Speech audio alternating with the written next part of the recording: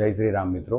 આજના ફ્લેટ કલ્ચરોમાં સૌથી મોટો યક્ષ પ્રશ્ન આવી રહ્યો છે કે મંદિર ક્યાં મૂકવું। તો વાસ્તુના ગ્રંથોમાં બતાવ્યું ઈશાન્યામ દેવતા ગેહ, કહેતા ઈશાન ખૂણામાં હોવું જોઈએ। પણ બેડરૂમ આવી જાય અથવા તો કિચન આવી જાય અથવા તો કોઈ બીજી કોઈ વસ્તુ આવી જાય તો તે વસ્તુ સેટ નથી થતી। તો ઉત્તરથી ઈશાનની વચ્ચે કોઈ પણ જગ્યાએ તમે મંદિર મૂકી શકો છો, પણ કન્ડિશન એ છે કે તમારું જ્યારે પૂજા કરવા માટે બેસો છો ત્યારે તમારું મુખ પૂર્વ અથવા તો ઉત્તર દિશા તરફ રાખ। અને ઘણા સંજોગોમાં અમારી પાસે એવું પણ બને છે કે પંડિતજી ક્યાંય સેટ થતું નથી તો નૈઋત્યનો રૂમ મળે છે કે પશ્ચિમનો રૂમ મળે છે કે દક્ષિણનો રૂમ મળે છે, તો ત્યાં પણ તમે રાખી શકો। પણ કન્ડિશન એક જ છે કે તમે જ્યારે પૂજા કરવા માટે બેસો તો તમારું મુખ પૂર્વ દિશા તરફ અથવા તો ઉત્તર દિશા તરફ રાખી અને દેવ પૂજા કરવી જોઈએ। કારણ કે બીજી બધી દિશાઓમાં જો તમે કરવા માટે બેસો છો તો ત્યાં તમને દોષ તો લાગે છે, પણ તમે જ્યારે પૂર્વ અથવા ઉત્તરમાં મુખ આપનું કરી લો છો તો ક્યાંક ને ક્યાંક તે દોષ હળવો બને છે। બાકી શાસ્ત્રના આધારિત તો ઈશાન ખૂણામાં જ દેવતાઓનું સ્થાન બતાવ્યું છે।